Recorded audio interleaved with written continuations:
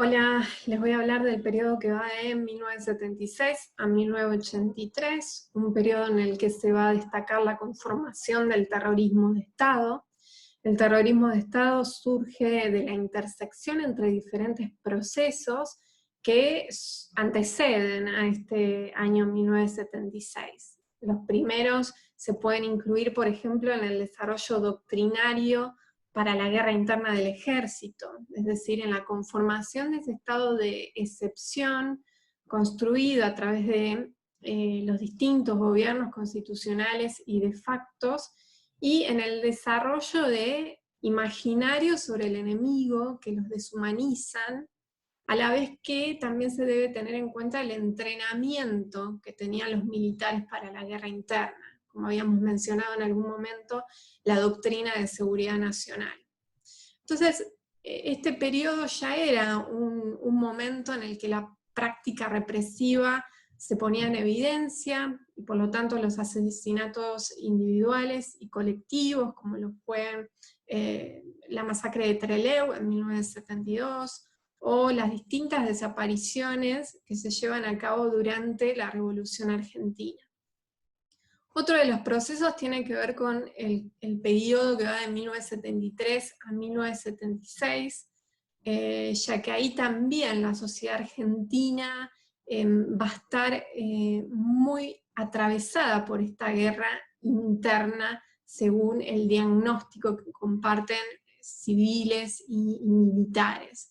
Entonces se ponen en juego también otros hechos y actores que intervienen en la sociedad, por ejemplo, a través de la formación y la actuación de organizaciones paraestatales, como la AAA o el Comando Libertadores de América, en la que tomaban gran protagonismo figuras como López Rega. Son organizaciones que van a reprimir y asesinar clandestinamente desde el Estado, y antes de que los militares tomaran el control en 1976. También en este momento se había establecido un decreto que también tenía la idea de confrontar contra estas organizaciones armadas, como la ERP, como Montoneros, y este decreto significaba, por lo tanto, cometer actos criminales desde el Estado. Entonces el estado de excepción dio a las fuerzas la primacía de la represión y el aniquilamiento de la subversión. Entonces tenemos distintos procesos de la historia argentina anterior a 1976, en el que ya se agregan usos y apropiaciones de los miembros de las Fuerzas Armadas de los conceptos antisubversivos, que son conceptos que venían impuestos ya desde Francia y Estados Unidos sobre todo. Entonces de esa manera se construye un estado de excepción y se va desarrollando todo un marco doctrinario para el desarrollo del terrorismo de Estado. 1973-1976, entonces se va a ver muy bien esta incorporación de las Fuerzas Armadas a la esfera de la seguridad interna, y cómo se suspendía una fuerte o una gran parte de las garantías constitucionales que avalaban la implementación de distintas prácticas represivas y de exterminio de la población. Ahora, el Estado terrorista que se conforma entre 1976 y 1983 va a pasar a desarrollar aún más estas prácticas, ¿no? A un nivel mucho más progresivo. Va a conformar lo que se llamó un Estado que va a avanzar hacia un proceso de reorganización nacional, como lo llamaron los militares. Van a llevar adelante un golpe de Estado cívico-militar que va a derrocar a María Estela de Perón. Van a imponer una junta militar en su lugar, va a estar comandada por estos comandantes de armas, ¿no? Es decir, un gobierno que compromete a las 3 Fuerzas Armadas argentinas para evitar la personalización del poder. Entonces, por un lado va a estar Jorge Videla en el ejército, Macera en la armada y Agosti en la fuerza aérea, ¿no? Videla va a pasar a ser el presidente de facto hasta 1981. Y van a pasar a conformar también este estado autoritario burocrático del que hablamos en el periodo anterior, en donde las Fuerzas Armadas buscan colaboración de sectores empresariales, en el que se decide anular aparatos políticos y democráticos para restablecer el orden social y económico, ¿no? Que supuestamente los militares decían que había sido alterado por una conducta autónoma de la ciudadanía, de las organizaciones, de los trabajadores. Es un momento en el que, por supuesto, hay un gran descontrol económico que había quedado de la administración anterior, hay una violencia política muy importante también, debido a esta batalla que estaba teniendo el Estado contra las guerrillas. Eso también va a pasar a ser una fuente de justificación para llevar adelante el golpe de 1976, ¿no? Justificar la violencia de las guerrillas, y por eso justificar el golpe para derrotarlas. Y a la vez, bueno, estaba todo este vacío de poder que supuestamente, bueno, dejaba la imagen de Isabelita, de María Estela de Perón. Entonces, es un momento en el que van a destituir a esta figura, en el que se van a favorecer también del uso de los medios de comunicación, van a tener apoyo de grandes empresas, y también parte de la sociedad civil, ¿sí? Hay un gran consenso inicial, por lo menos de una buena parte de la sociedad, porque también esperaban dar, que alguien les dé respuesta sobre la incertidumbre económica y social que se estaba viviendo en este momento. ¿Cuál va a ser el objetivo de este plan de reorganización nacional? Bueno, instaurar en principio un nuevo orden económico, ¿sí? Se va a instaurar, por supuesto, mediante el terror. La idea era implementar, como lo estaban haciendo el resto de las dictaduras latinoamericanas, asociadas al Plan Cóndor, un programa económico novedoso, que a estas alturas ya vamos a hablar de neoliberalismo, para denominarlo. Y bueno, van a estar muy asociadas, como les decía, a las dictaduras latinoamericanas que estaban vinculadas al Plan Cóndor, que es un plan represivo que se está llevando adelante internacionalmente en este momento, y que combina distintas prácticas de seguimiento, de vigilancia, de tortura, secuestros a militantes, todos aquellos considerados subversivos. Entonces, entre los principales objetivos está uno bien político, que era eliminar las guerrillas, y que estos militantes eran los principales enemigos, ¿no? Entonces, hacia el 70, 80 se está coordinando este plan Cóndor, en el que ya estaba siendo implementado por las distintas dictaduras que gobernaban el Cono Sur, como Brasil, Chile, Paraguay, pero siempre en coordinación con Estados Unidos, ¿no? Que estaba al tanto y a la vez administraba, tenía cierta influencia sobre estos países. El diagnóstico que están haciendo las fuerzas militares, bueno, nuevamente la sociedad está enferma, y hay un gran problema, y una de las principales enfermedades tenía que ver con el populismo y la conformación del Estado benefactor. Y esto era porque lo que estaban viendo los militares era sobre todo el desarrollo de la industria nacional que se había logrado obtener a través de la gestión de un Estado benefactor. El resultado de este desarrollo industrial significaba para los militares una baja productividad empresarial, y a la vez la causa de la politización del movimiento obrero. Entonces, bueno, dado este diagnóstico, comienzan a llevar adelante una serie de prácticas, ¿no? Es decir, esto se tradujo en persecuciones a sindicatos, el desmantelamiento de sistemas de protección, las empresas comienzan a tener mayor libertad y empiezan a despedir activistas sindicales, obreros que se relacionaban a huelgas.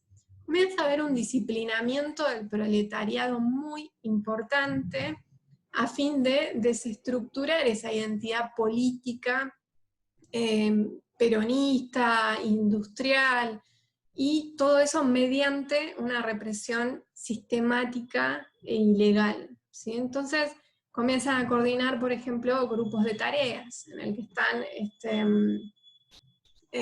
policías, militares reunidos, y empiezan a llevar adelante estas acciones ilegales y paraestatales. Socialmente, por supuesto, se ocultan porque las prácticas que llevan adelante son terroríficas, y no era claramente visible tampoco debido a la censura informativa de la época. Entonces, mucha gente inclusive decide dejar de organizarse al ver esta conducta desde el Estado. Decide mucha gente abandonar la solidaridad, comienza a hacerse muy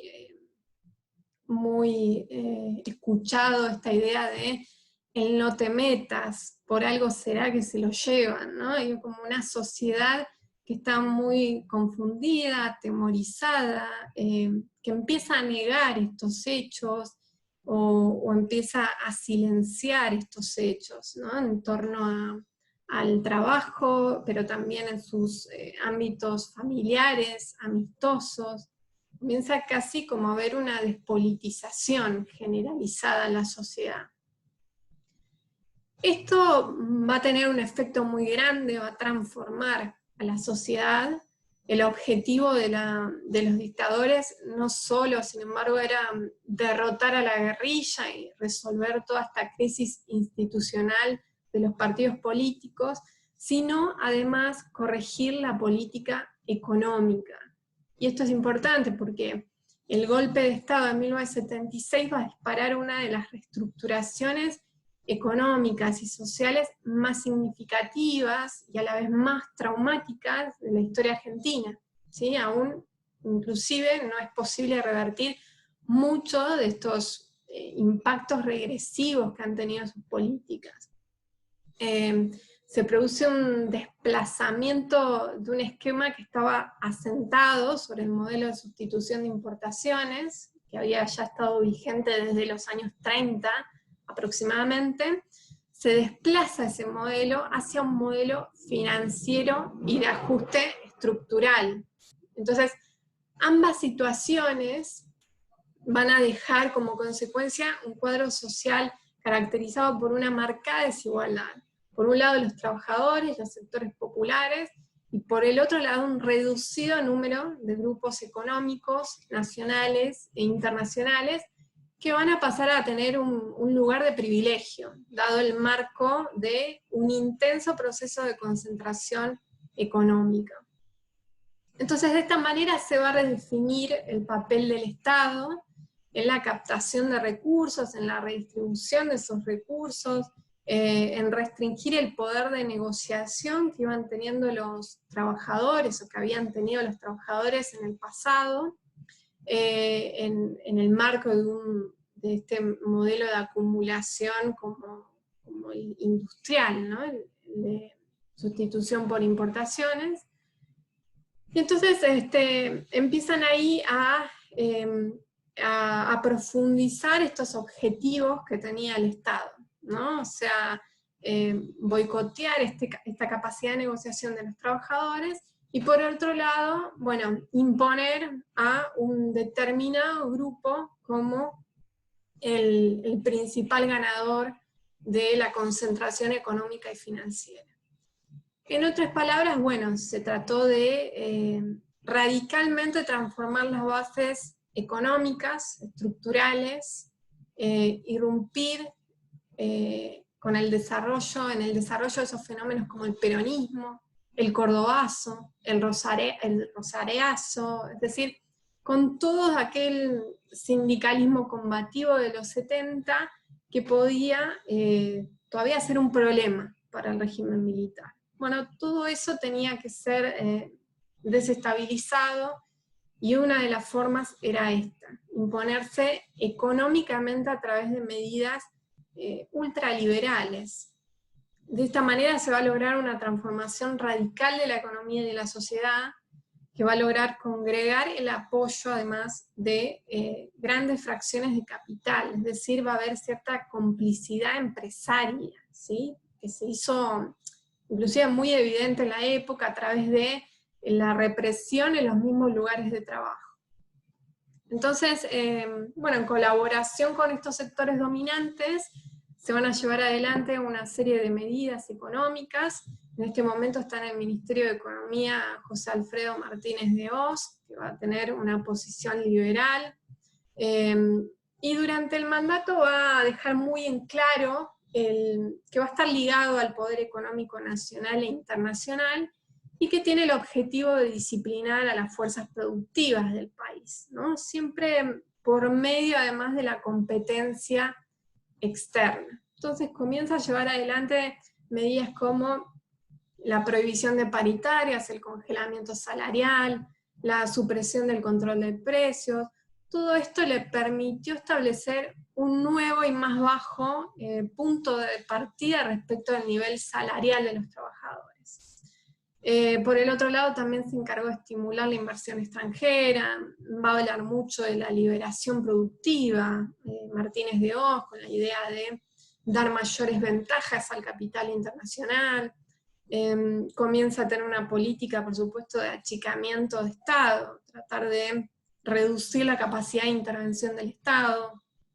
Es un momento en el que aumenta la deuda externa, hay una apertura creciente de importaciones, se reducen las barreras arancelarias, es decir, todo esto va a llevar a un gran desmantelamiento de la industria nacional. Y a su vez pasaba otra cosa, y es que crecía el aparato financiero no regulado en detrimento de este sector manufacturero.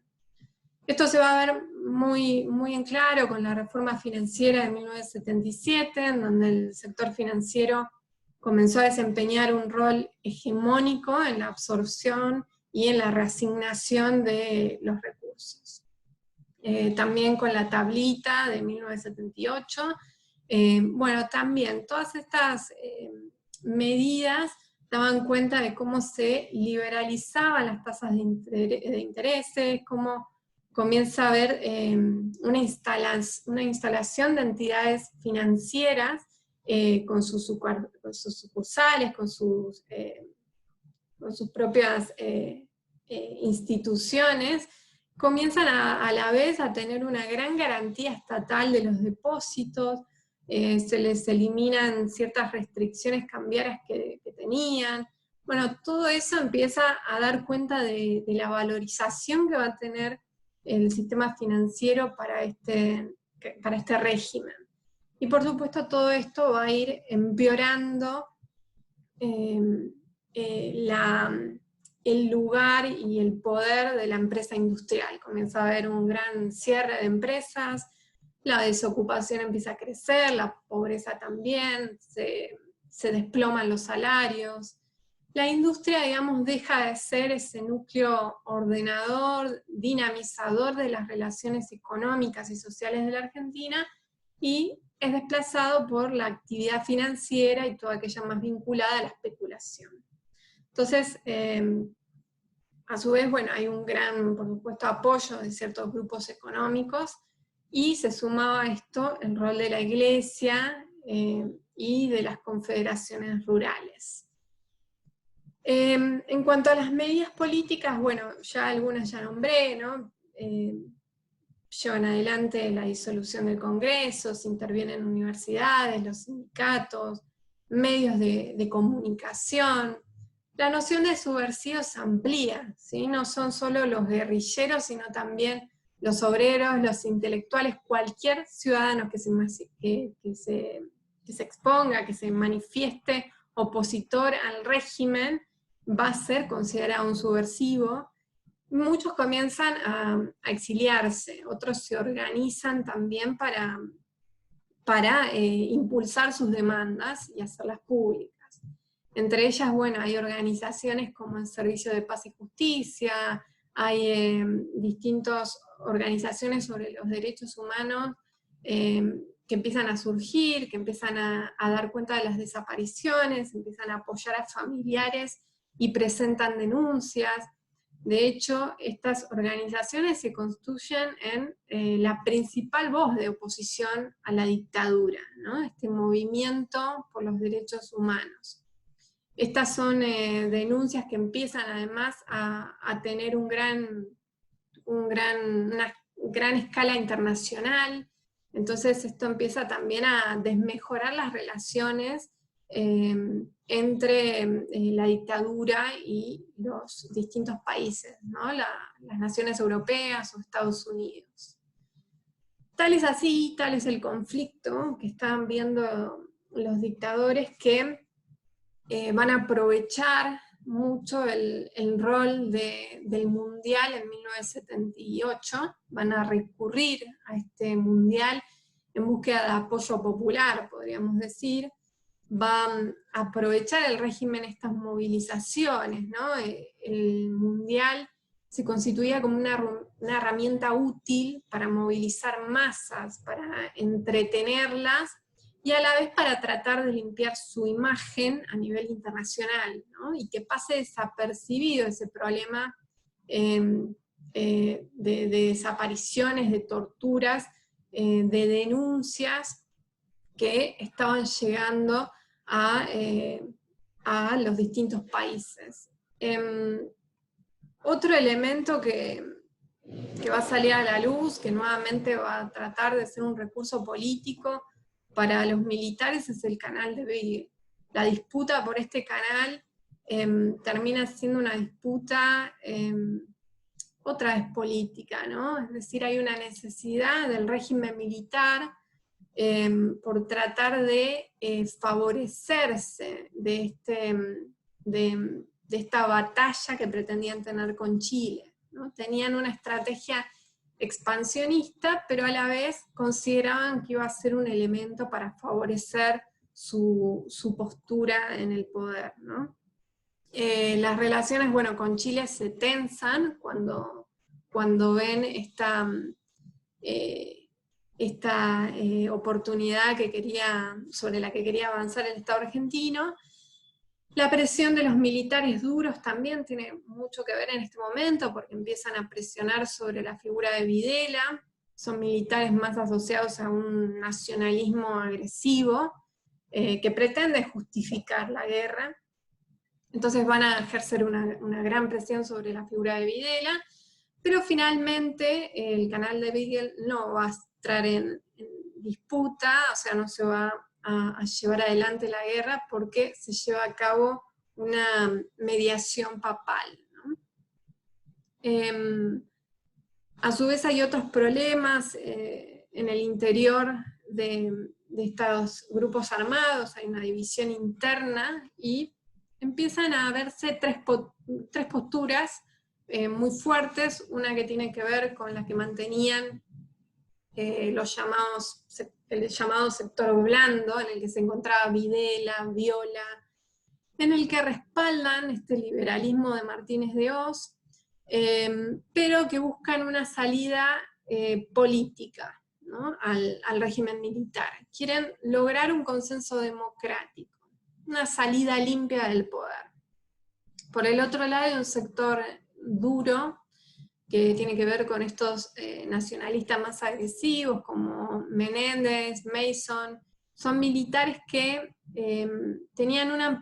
que pensaban que los militares debían permanecer indefinidamente en el poder, y además sin mantener vínculos con políticos, ¿sí? Estos además rechazan la postura que estaba teniendo Martínez de Hoz, y pretendían un Estado más autoritario todavía.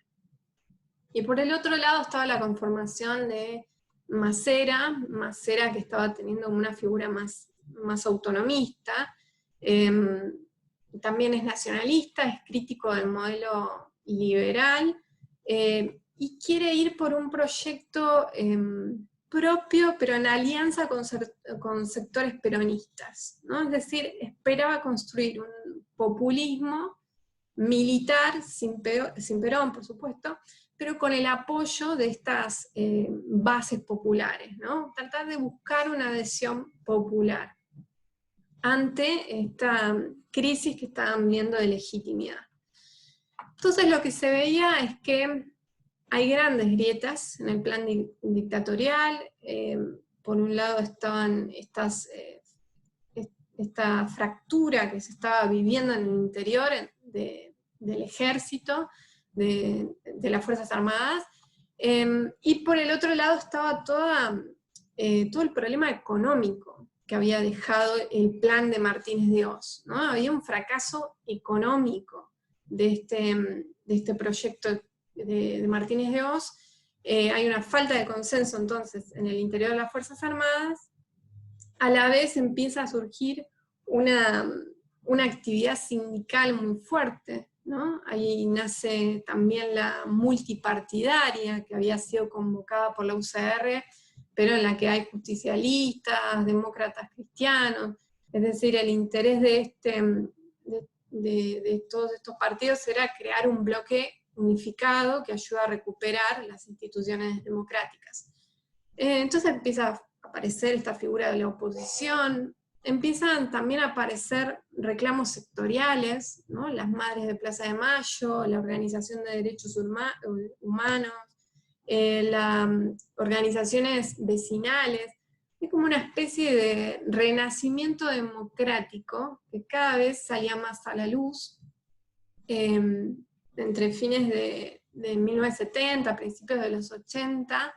De hecho, dentro de este campo de los derechos humanos surge este concepto de terrorismo de Estado, ¿no? Es decir, nació en el ámbito de Madre de Plaza de Mayo y de los organismos de derechos humanos en el país, desde todo este activismo humanitario que se venía haciendo desde el exilio, por ciudadanos, por víctimas, por abogados, ¿no? Se usaba como una forma, una narrativa que disputaba el sentido de los acontecimientos. Entonces, mientras la dictadura estaba dando una guerra contra la subversión para salvar a la patria, como decían ellos, del comunismo ateo, estaban estos familiares desaparecidos, los referentes de organismos de derechos humanos, que denunciaban la represión, la masacre represiva. Y de esta manera constituían toda una red, tanto nacional como internacional. Entonces ahí es donde sobre todo gana mucho terreno este concepto del terrorismo de Estado, que era una manera de ganar terreno en las disputas por la memoria en los años 80. En este momento, Videla va a ser desplazado hacia el 81, Viola queda entre marzo y noviembre del 81 en el poder, va a cambiar también el Ministerio de Economía, pero la realidad es que las medidas económicas cada vez van a empeorar más en favor de las grandes empresas. Además, la devaluación y el aumento de la inflación, era cada vez más notorio y cada vez desgastaba más a la sociedad y a la economía argentina. Entonces lo que sucede en este momento es que Galtieri va a pasar a desplazar a Viola entre el 81 y el 82, va a estar en el poder Galtieri con Alemán en economía. Ellos van a retomar la orientación más liberal que venían teniendo, van a congelar salarios, se reduce el gasto público, y a la vez se ponen en marcha ciertas privatizaciones de bienes, ¿sí?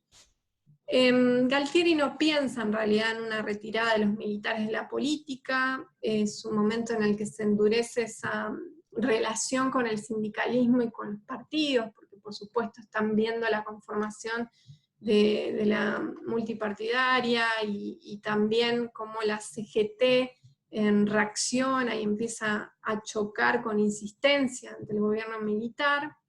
Entonces todo esto en realidad va a preocupar, digamos, al régimen militar.